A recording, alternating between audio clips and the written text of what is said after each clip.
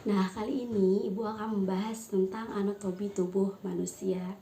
Anatomi tubuh manusia merupakan pembelajaran yang diajarkan di kelas 10. Anatomi ini artinya adalah ilmu yang mempelajari tentang bagian dalam tubuh manusia. Dan perlu kalian ketahui, anatomi ini berasal dari dua suku kata dari bahasa Yunani, yaitu ana dan juga tomos, artinya mengiris dan juga mengurai. Nah, sebelumnya ada sejarah anatomi terlebih dahulu. Jadi sejarah anatomi ini dibagi tiga, ada zaman kuno, ada zaman pertengahan, dan juga zaman modern. Nah, zaman kuno ini diawali dengan ditemukannya papirus di tahun 1600 sebelum Masehi di dekat Sungai Nil. Nah, papirus ini apa sih? Papirus ini dia sebuah dokumen ya, yang isinya itu tentang dasar pembuluh darah dan juga beberapa organ. Jadi isinya itu tentang dasar beberapa organ dan juga pembuluh darah. Kemudian selanjutnya di abad ke-5 ke-6 itu ada Hippocrates. Jadi Hippocrates ini perlu kalian ketahui, dia adalah seorang bapak kedokteran dunia pertama ya.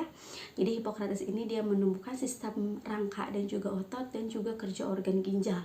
Kemudian ada Aristoteles. Jadi Aristoteles ini yang mampu membedakan mana pembuluh balik dan juga mana pembuluh nadi. Jadi vena dan arterinya itu Aristoteles sudah bisa membedakan di abad ke-4 sebelum Masehi.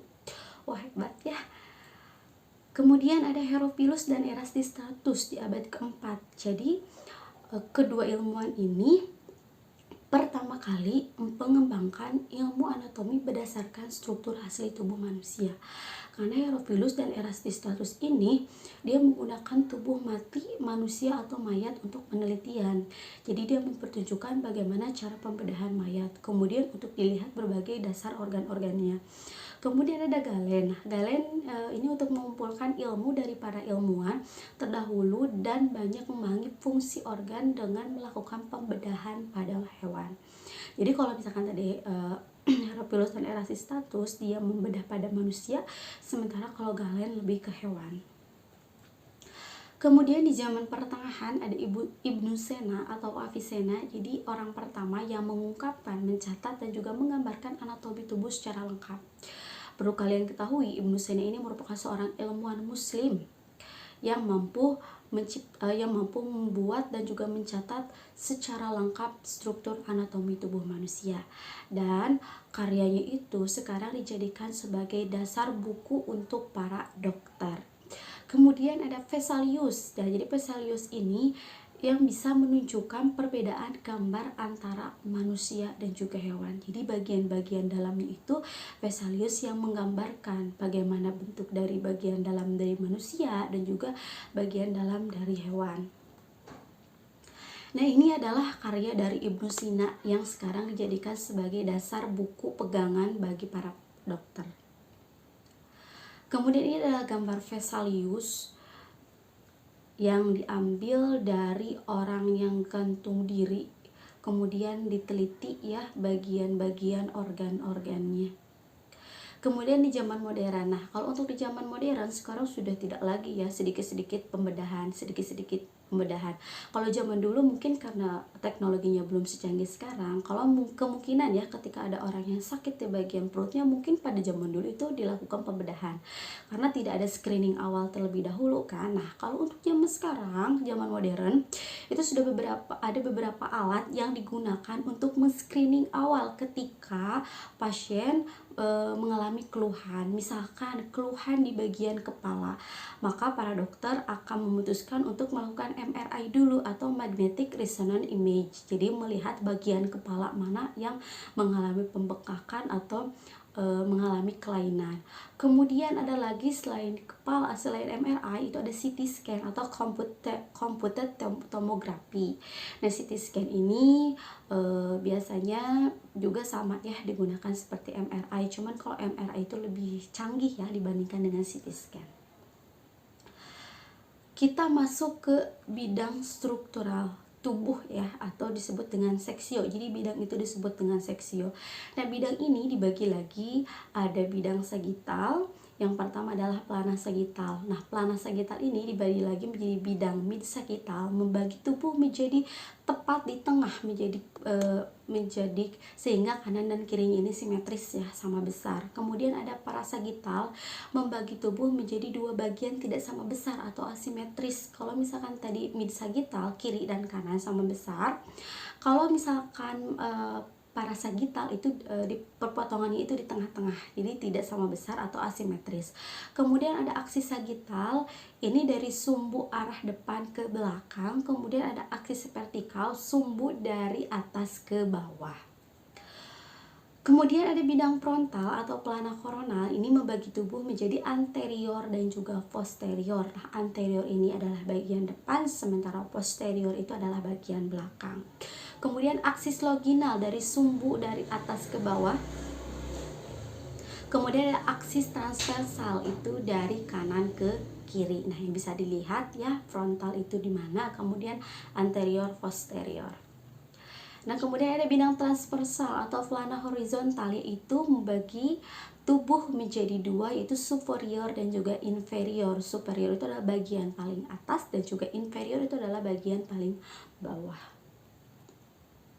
Kemudian ada posisi anatomis. Nah, posisi anatomis ini yang pertama ada anterior atau bagian depan tubuh, kemudian ada posterior atau bagian belakang, ada superior itu ada bagian tertinggi atau kepala, kemudian ada inferior. Inferior itu menjauhi kepala atau bagian bawah tubuh, kemudian ada medial, ini adalah garis tengah tubuh, kemudian ada lateral, ini adalah ke samping, jadi garis samping yang menjauhi garis tengah hayal. Kemudian proksimal mendekati garis tengah tubuh, kemudian ada distal paling jauh dari garis tengah tubuh, kemudian ada superficial, itu terlekat dengan permukaan tubuh dan bagian dalam yang terletak di dalam, atau biasa untuk mempermudahnya anterior itu kepala, kemudian untuk mempermudahnya anterior itu adalah bagian depan, kemudian posterior itu bagian belakang, kemudian superior itu kepala, inferior itu kaki, medial itu contohnya adalah hidung, kemudian lateral itu adalah telinga, kemudian proksimal itu contohnya adalah siku, kemudian distal itu contohnya adalah tumit, kemudian superficial itu contohnya adalah kulit, dan juga bagian dalam itu contohnya adalah organ-organ yang terdapat di dalam seperti jantung, paru-paru, kemudian ginjal dan sebagainya. Nah, kemudian ada rongga tubuh. Nah, rongga tubuh yang pertama itu adalah rongga tengkorak ya. Nah, rongga tengkorak, kemudian ada rongga mata, rongga hidung, dan juga ada rongga mulut. Kemudian ada rongga telinga. Jadi rongga tubuh ini yang pertama adalah rongga yang terdapat di dalam kepala. Rongga yang terdapat di dalam kepala itu terdiri dari tengkorak, kemudian dari mata, rongga hidung, rongga mulut, dan juga rongga telinga dalam. Nah, di sini kalian bisa melihat perbedaan dari kelima rongga tersebut. Kemudian ada rongga tulang belakang. Yang pertama itu adalah sumsum tulang belakang. Jadi kalau rongga tulang belakang itu hanya satu, yaitu adalah sumsum tulang belakang atau disebut dengan spinal cord. Jadi spinal cord ini merupakan susunan saraf-saraf ya yang berada di bagian belakang. Kemudian ruas-ruas tulang belakang itu terdiri dari apa saja? Yang pertama ada 7 ruas tulang belakang, 12 ruas tulang punggung, 5 ruas tulang pinggang, 5 ruas tulang kelangkang, dan juga 4 ruas tulang ekor. Selanjutnya ada rongga pada dada. Nah, rongga dada ini dilindungi oleh tulang rusuk. Nah, tulang rusuk ini melindungi beberapa organ diantaranya jantung dan juga paru-paru. Kemudian, di dalam rongga dada itu apa saja selain tadi tulang rusuk?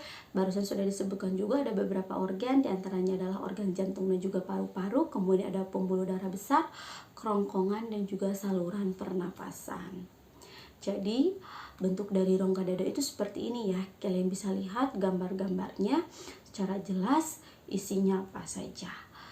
Kemudian terdapat sekat rongga antara dada dan juga perut yang disebut dengan diafragma ya. Jadi ada sekat di antara rongga dada dan perut, itu disebut dengan diafragma. Nah, selanjutnya ada rongga perut. Nah, di rongga perut ini terdapat beberapa organ pencernaan. Lagi ada 4 kuadran atau 4 bagian. Yang pertama, kuadran atas, kanan atas itu isinya adalah hati, kemudian ada kantung empedu, kemudian ada pankreas, dan juga ada usus. Selanjutnya adalah kuadran kiri atas. Kiri atas berarti di sebelah sini yang pertama adalah lambung, kemudian ada limpa, dan juga ada usus. Kemudian kuadran kanan bawah di sini adalah usus, termasuk usus buntu. Kemudian kuadran kiri bawah itu isinya usus. Jadi kalian sudah tahu ya, kalau misalkan sakit di sebelah kiri. Jadi kalian nanti sudah tahu ya, kalau misalkan sakitnya itu berada di kanan atas, berarti ini kaitannya dengan organ hati. Kalau misalkan kaitannya sakit di kiri atas, berarti kaitannya dengan organ lambung. Kalau misalkan sakitnya di bagian bawah perut sebelah kanan, itu kemungkinan adalah usus buntu. Kemudian ada rongga panggul.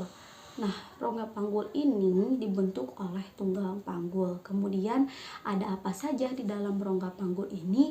Ada kandung kemih, sebagian usus besar, dan juga alat reproduksi dalam. Baik reproduksi dalam laki-laki maupun perempuan. Kemudian kita masuk ke postur tubuh. Jadi postur tubuh ini adalah bentuk tubuh atau sikap badan yang terlihat dari ujung rambut sampai ujung kaki. Kemudian faktor yang mempengaruhi postur tubuh manusia itu ada dua. Yang pertama adalah internal, yang kedua adalah eksternal. Jadi kalau internal itu terjadi karena di masa kehamilannya kemungkinan ibu itu kurang nutrisi. Kemudian kalau faktor eksternal diantaranya adalah keturunan, gizi, kemudian makanan, dan juga hormon, musim, iklim, suku bangsa, dan juga kondisi sosial ekonomi. Selanjutnya ada kelainan postur tubuh. Yang pertama itu ada lordosis. Jadi lordosis ini ada kelainan pada tulang belakang membentuk kelengkungan ke depan sehingga punggung tampak lurus ke depan dan perut maju ke depan serta bokong ke belakang. Hal ini disebabkan karena gangguan perkembangan maupun faktor genetik. Dapat diperbaiki dengan latihan peregangan tulang belakang. Gini bisa faktornya itu karena mungkin duduk yang terlalu condong ke depan ya. Jadi posisi duduk peserta didik atau siswa biasanya itu kan tidak rapih dan juga tidak tegap sehingga menyebabkan kelainan lordosis. Kemudian ada kifosis, jadi kelainan tulang punggung terlalu melengkung ke belakang sehingga nampak bungkuk. Ini disebabkan gangguan perkembangan atau penyakit. Dan kifosis ini biasanya terjadi pada usia remaja yang disebut dengan penyakit Sherman. Jadi gejalanya itu biasanya nyeri punggung, kemudian kelelahan, ketika ditekan itu terasa sakit, kemudian punggung nampak melengkung, dan lengkungannya itu tidak normal. Kemudian cara memperbaikinya dengan cara menurunkan berat badan. Kalau misalkan berat badannya terlalu berlebih, kemudian menggunakan brace atau penyangga ataupun melakukan pembedahan memperbaiki kelainan pada tulang belakang. Nah, bentuknya seperti ini, bisa menggunakan penyangga atau brace ataupun melakukan pembedahan. Terakhir itu ada skoliosis. Jadi skoliosis ini ada kelainan tulang bungkung yang melengkung ke kanan atau ke kiri sehingga salah satu bahu nampak lebih rendah dari bahu lainnya. Tulang punggung nampak seperti huruf S, umumnya diderita oleh anak usia 11 sampai 16 tahun. Jadi gejalanya itu tulang nampak melengkung secara abnormal ke arah samping, bisa ke kiri ataupun ke kanan.